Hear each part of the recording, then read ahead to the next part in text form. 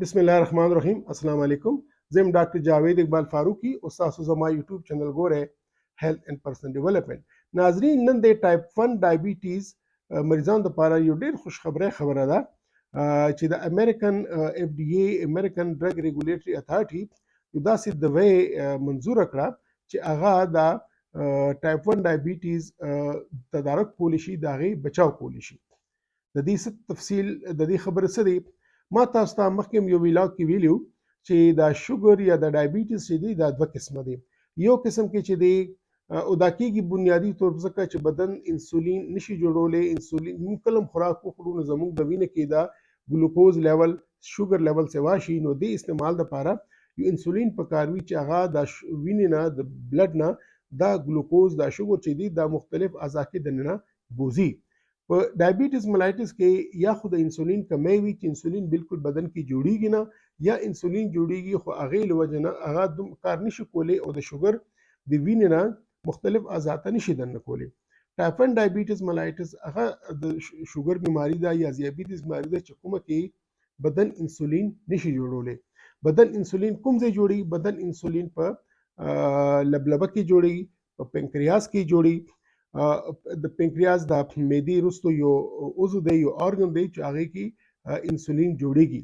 نو ټایپ 1 ډایبیټیز کې څه کېږي چې بدن په خپله داسې انټي باډیز جوړ کړي، داسې څه د هغې بدن دننه څه انټي باډیز هغې ته وایي چې په کوم څیز باندې هغوی اټیک کوي هغه ختمي. نو بدن په خپله چې دی د پنکریاس باندې اټیک کوي، د هغې انټي باډیز اټیک کوي او چې کوم د پنکریاس کوم حصو نه دا انسولین خارجيږي چې هغې ته بیټا سیلز وایي، هغه ختمېدل شروع شي او داسې ورځ راشي چې بدن کې انسولین بیخي نه جوړیږي او سړي ته د ټایپ 1 ډایبیټیز علامات شروع شي.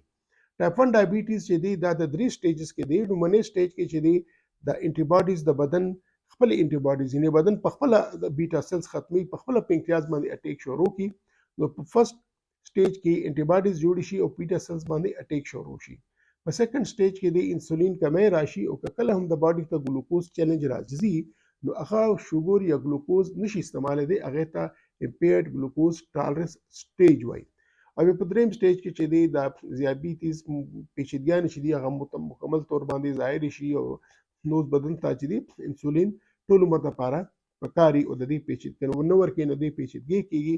د دې پیچیدګۍ مختلفې کېږي خو ټوله خطرناکه پیچیدګي دا ده چې ډایبیټیک کیټوسیډوسس کېدی شي، د کې سړی چې دی بېهوشه شي او د هغه مرګ راتلی شي.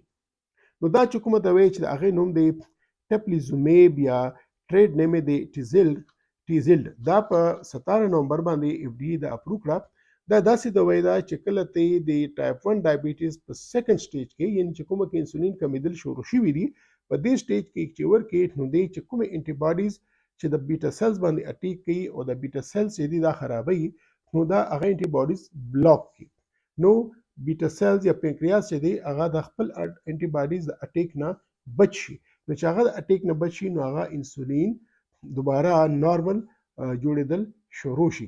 نو چې کله د کوم دی د ټایپ 1 ډایبیټیز ملایټس په سیکنډ سټیج چې د ډرګ چاله ورکي د دوی چاله ملاو شي د یو انجکشن سټیج یو انجکشن دی نو هغې نه څه کېږي چې د ټایپ 2 نه ټایپ سټیج 2 نه سټیج 3 د شوګر چې دی ټایپ 1 دا په 2-3 کاله لیټ شي. لکه چې دوه ګروپونه په یو کې چې دی دواړه په سټیج 2 ټایپ 1 ډایبیټیز مریضان دي، یو ته تاسو یو ګروپ ته تاسو دا ستنه ورکړه او یا دوی مو ورکړه او بل ته مو ورنه کړه. نو چې چا د دوی ورکړې شوې ده هغوی ټایپ 3 سټیج ته یعنې کلینیکلي ذیابیطس ته چې دی هغه 2-3 کاله وروستو رسي یا وروستو ځي او چې چاته نه میلاو شوي هغه 2-3 کاله مخکې لاړ شي. تاسو ویلی شي د 2-3 کاله څه فایده؟ 2-3 کاله غټې فایدې دي. د انسولین ضرورت کم شي، د کمپلیکیشن ضرورت کم شي. خو ټوله نه امپورټنټ خبره دا ده چې دا چې کومه دوا راله نو دې نه یو لاره کولاوه شوه. مستقبل کې به امید دی یو داسې دوا نه راځي چې هغه به د چې کوم د لیټ کېږي د ټایپ 1 ډایبیټیز کلینیکلي نو دا بعد 2-3 کالونه لاړ شي. امید دی انشاءالله یو 10 کاله پورې یا هغې نه هم سوا پورې یا کېدی شي داسې دوايانې هم راشي چې هغه دا ټایپ 1 ډایبیټیز مکمل طور باندې بچ کړي. یعنې چې موږ ته پته ولګي چې دې سړي کې ټایپ 1 ډایبیټیز شروع شوی دی نو دا قسم دوايانې انټي باډیز یا ډرګ ته ملاو شي نو هغوی ټایپ 1 ډایبیټیز کېدای شي امید دی چې په راتلونکو کلونو کې به داسې دوايي وي چې هغه مکمل طور باندې ختم شي. دا ممکن دی چې د ټایپ 2 ډایبیټیز لپاره هم څه داسې دوايي نه راشي. نو دا یو ښه خبره ده د ټایپ 1 ډایبیټیز لپاره چې نو د اوس داسې دوايي راغلې ده چې اخر نه د ټایپ 1 ډایبیټیز کلینیکلی بیماری بچ کېدو امید چانس پیدا شو بلکې کیږي.